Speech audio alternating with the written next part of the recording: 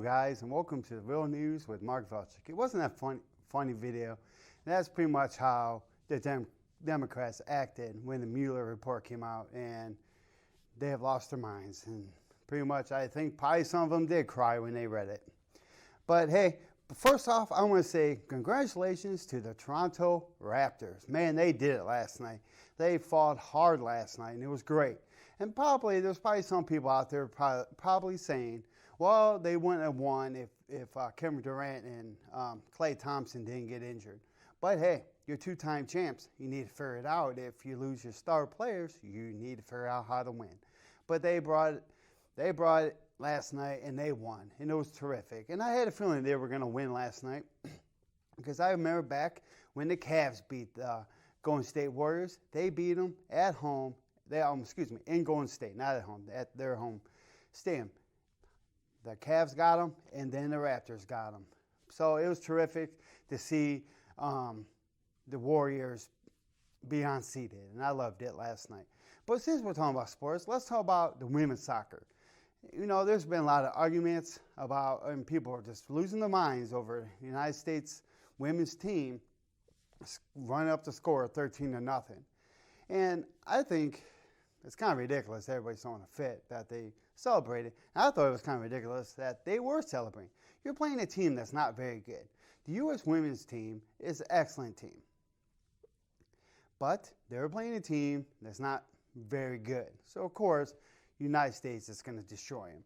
But really other funny thing that a lot of people are maybe not talking about, because I talked to a few friends last night about this topic, that when they won, as soon as they won, there was a news story came out about how pay equality for women's soccer and the men's soccer. And so I thought that was ridiculous. Like, can we maybe watch a sporting event without it being political? Goodness gracious, we watch sports for men and probably women too. Let's not put them out. They like sports too, guys. People watch sports to get away from politics, to get away from daily life, or whatever junk is going on in their lives. They sit down, they watch an NFL game, soccer game, basketball game, and they forget about what's going on in their lives and enjoy it. You know, so I wish we would stop being political. Just play the dang gum sport and be happy people, and keep your political stuff to the side or to yourself. And it'd be a lot better for me and probably for a lot of other Americans in this country. But anyways, let me get into, I don't want to get all into that. That's been barraged so much. But the thing I want to get into, I don't know, you might have heard about it, you might not, because you probably have heard about it because it's a pretty big story. If you guys ever heard of Louder with Crowder, I know if you ever see Uncut with Joe on this channel, he plays some Steven Crowder videos. But the big thing that happened was that, you know what? I have a video. Let me go to that video. It's Laura Chen. She's from Blaze TV. She kind of lays out what's really going on, and I'll talk about it when I come back, guys.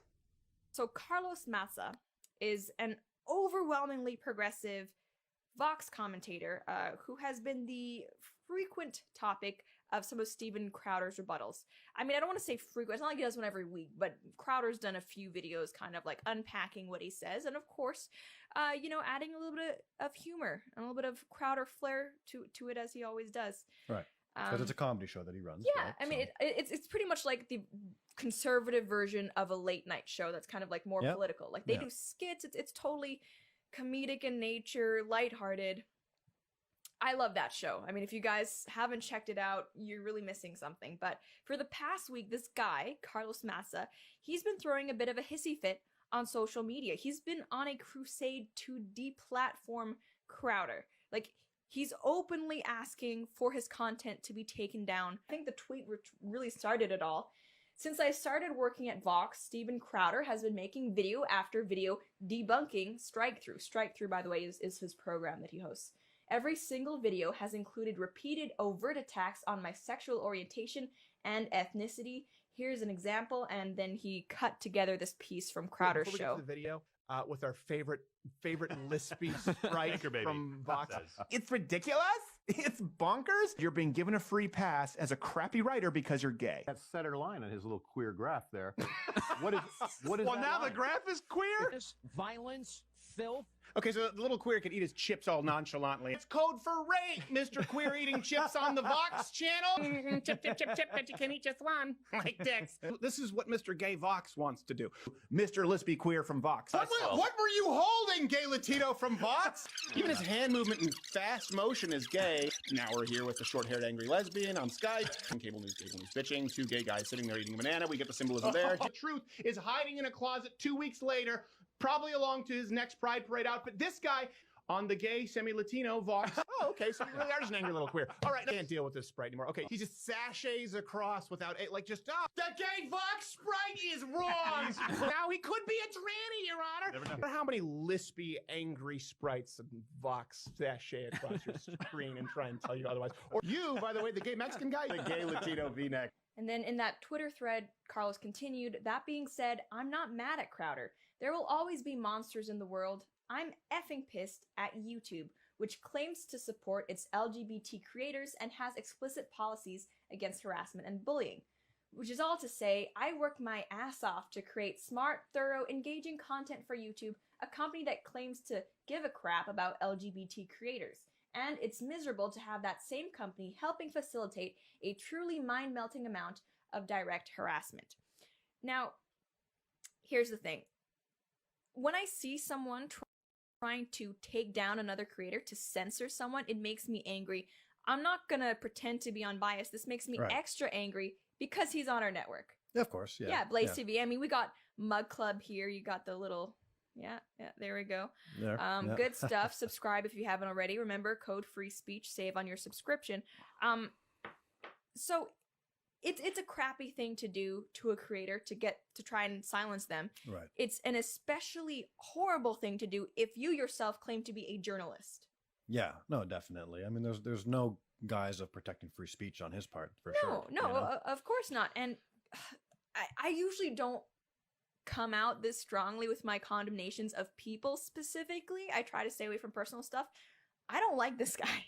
No. I think he's lacking morally. Like, this is a crappy thing to do. And you can tell what he's doing. He's not just complaining about Crowder, but he goes straight to YouTube to say, why are you letting this happen? Yeah, and paint them as a company that's supporting some kind of bigotry, homophobia, supporting oppression of LGBT. He's trying to, and he successfully did, conjure up or rally up this, like, social justice outrage mob. It's like the equivalent, the social media censorship equivalent of saying, can I speak to the manager? Like, you're not even going to try to address what Crowder is saying. You're just going to go straight to, he shouldn't be allowed to say this on your platform at all.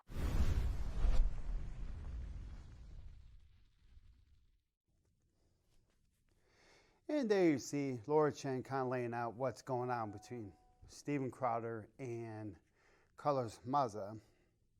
And the big thing that's kind of crazy is that Vox, V-O-X, is a channel that's kind of left-leaning, and they kind of make videos about the Second Amendment and a few other videos, and Steven Crowder will come out and debunk it.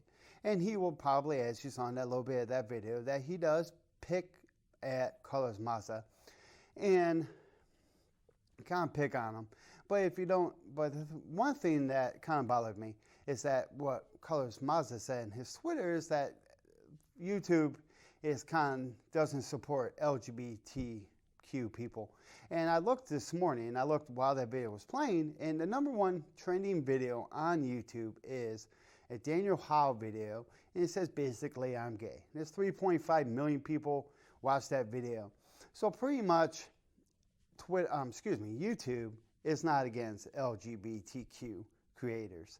The thing I other thing I kind of found funny with this whole situation is that when you go on YouTube and you decide, you know what, I'm going to take my material and be a content creator, and I'm going to go to YouTube and I'm going to talk about politics or political stuff, you have to be prepared for somebody to come out and say stuff about you and to say mean things about you, call you certain names. Like that happened to me. I put a YouTube video out. I can't remember. It was about like last year. I put a YouTube video, and this left-leaning person lost her mind and started calling me a child killer, called me a Nazi, a fascist, all the names. and pretty much attacked me in a whole giant paragraph.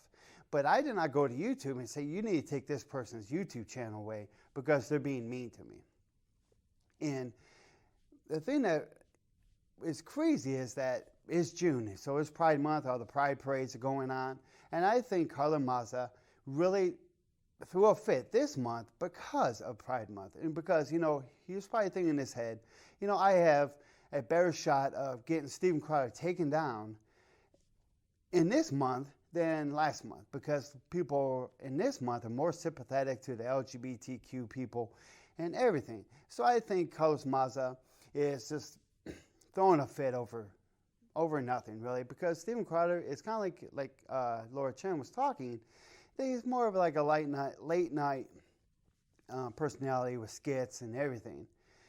But as this whole thing played out with Carlos Maza and Steven Crowder, he was mad because he wanted Steven Crowder taken down, his whole channel just taken away because of this harassment. But I don't think it was harassment, it was just comedy.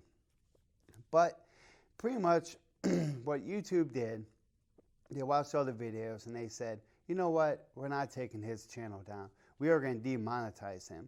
And the biggest thing on that, if you guys don't know what demonetize is, that in YouTube, when you make videos and you get up to 1,000 subscribers and 4,000 watch hours, I believe it is, you are able to go into YouTube or Google, pretty much, partner program and have ads run in front of your videos that you make to make money on YouTube. You get a cut of that. And so he got demonetized, so they took that away, which is not really going to hurt Steven Crowder, because Steven Crowder is, as you saw, Laura Chen, she's on Blaze TV. I mean, he's on Blaze TV, so he's making money there through Glenn Beck. And he has the Mug Club, which is his other kind of like, not channel, but kind of like a paid service that you can watch Steven Crowder videos. So, he's making money there. And over the weekend, Steven Crowder put out, here, I think it was free speech promo code, and you can get it for $69 instead of $99. And so many people signed up for Steven Crowder Mug Club this weekend that Carlos Maza made Employee of the Month for Louder with Crowder, for the Mug Club company. So Carlos Maza should be, maybe not so mad at YouTube and be happy that he made Employee of the Month and help Steven Crowder make more money. But the biggest problem that maybe a lot of people are not talking about is that a lot of just basic creators on YouTube have lost their channel because of this. There was a history teacher that he is, a history teacher, and he would play World War II videos and Hitler movies about Hitler and World War II. And a lot of those videos got taken down because of what's going on with Steven Crowder and everything, which I find crazy because they're trying to erase the history of World War II and Hitler, and it's hurting a lot of basic creators. And pretty much what it's done is that YouTube started out as back in 2006, 2007, I believe, when they started kind of like the partner program. Steven Crowder and his brother were pulled over to YouTube and say, hey, come on over here, you can make a living on YouTube, you can, post your videos here and make money. So Steven Crowder and a lot of them did that, and they have made money off it because they got due to monetization and everything. So a lot of people find it very crazy and annoying that now YouTube started off as this place to have free speech and place to express yourself. Now it's turning to you have to watch what you say, you can't talk about certain things and everything, which is crazy because you should be able to, if you're a platform and you're allowing people to come to your platform to make videos and to talk about, there's people that talk about makeup tutorials, there's people that talk about like photography and filmmaking, Peter McKinnon on filmmaking, and his friend Maddie. They make videos and they talk about that. And the crazy thing is a lot of people are getting hurt because now Google and YouTube are cracking down on what you can say. And one last thing I want to talk about with the Vox thing is that he has come after Steven Crowder for kind of making fun of him for being gay and being a Latino. But the biggest thing that you see on YouTube is this guy named Filthy Frank. And I didn't pull any of his videos for the show because a lot of the stuff he says has swearing and just not appropriate for my show. But Filthy Frank came out of the video and pretty much what it said in his video, so LGBTQ people don't come after me. But he said in his video, singing a song that you're the F word and you should kill yourself. So if he's really upset about Steven Crowder saying what he has said, maybe they should go have Filthy Frank and have YouTube take that video down because it's pretty much putting the gay community down. So pretty much, so it's a little bit of a double standard. I think they went after Steven Crowder because he's popular and he gets more views and more, because I looked it up, he gets more views than Vox, whole Vox channel. Because Steven Crowder came out of the video, it was pretty much changed my mind, free speech is not real. And he pretty much did it right outside Google's headquarters. And we were watching that last night and noticed that it was it was over 2 million views. And it was like a day he put it out on the 12th and today's the 14th. So it's been, yesterday we were watching, it was a day and he was already had over 2 million views, way above that. So I think they came after him due to the fact that he's more popular and a lot more people listen to him. But other thing I want to get into real quick is the First Step Act. Not many people are talking about this. The First Step Act was a prison reform bill that Donald Trump, and the biggest person on this was Jared Kushner, pushed for prison reform. And the crazy thing is, I had a conversation with another friend. It was like saying that Donald Trump is racist and all this. But prison reform is helping minorities, it's helping Latinos, it's helping white people, a lot of people that are in prison. So I think, and it's helping people to, when they come out of prison, because he's noticed, a lot of people, not just Donald Trump, but a lot of people have noticed that when you come out, a lot of people come out of prison, they don't have the ability to get a job. They don't have the ability to support themselves. So what happens is a lot of people move back into crime and to support themselves or whatever, then all of a sudden now they're back in prison and this whole vicious cycle keeps on going.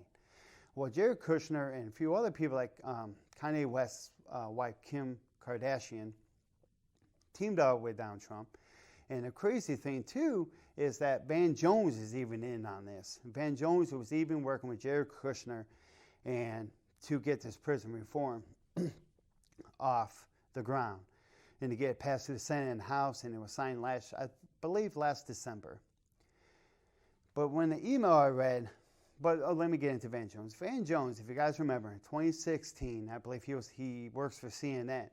When Donald Trump won the presidency in 2016, Van Jones said it was a whitewash against Donald Trump, not against Obama, and that racism has happened pretty much in America. So he's pretty much come out against Donald Trump in 2016. He's like, this is a whitewash, this is racism, and all that. Then I believe this year, Van Jones was at a conservative thing, I can't remember, CPAC I believe it was, and he called Donald Trump the uniter-in-chief because of what he did for prison reform. So Van Jones, the nice thing about that is Van Jones put his politics aside and said, you know what, we need to work for Americans, and we need to go in here, get this prison reform done to help people in prison. And so, I read an email yesterday that I got from the White House, he signed up for, that Donald Trump is putting out $2 million for states to incentivize,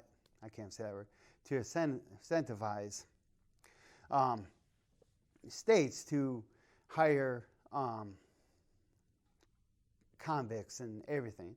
And they pretty much have started a kind of like a job training program to help people that are coming out of prison to be able to have a life outside of prison. And I think that's terrific. And I think that's great that Donald Trump and a lot of other people, like I said, Jared Kushner and Van Jones and a lot of other people maybe behind the scenes we don't know about, worked on to get this done to help Americans to lower our prison.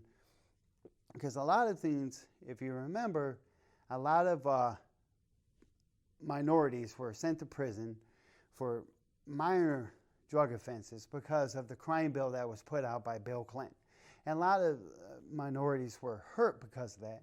Now, Donald Trump has come along and trying to fix that with lesser sentences for minor drug offenses and so on.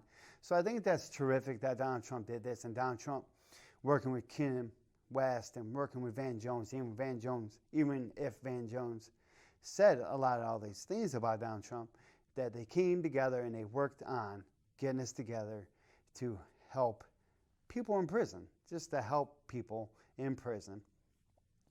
And I love the bipartisan.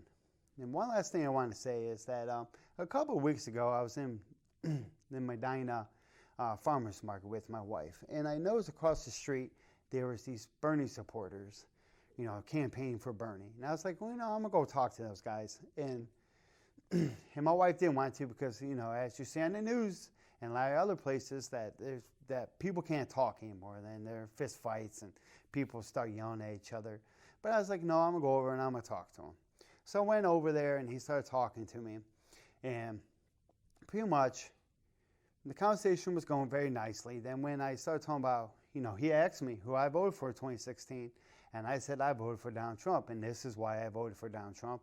And I pretty much laid out, that Donald Trump is not racist to brown people, that he's building a wall because of the drugs and sex trafficking and all that. And what was really nice about the whole conversation, he told me why he likes Bernie Sanders, and I told him why I like Donald Trump. And we pretty much just had a conversation of, not really yelling at each other, not at all yelling at each other. And I think a lot of people around there that were with him started getting closer to him because he was thinking I was probably going to start acting like a jerk.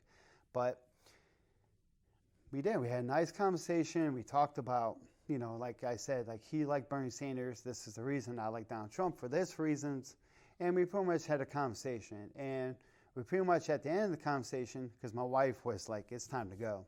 When you're a husband and your wife tells you it's time to go, it's time to go. It's just the way it is, guys.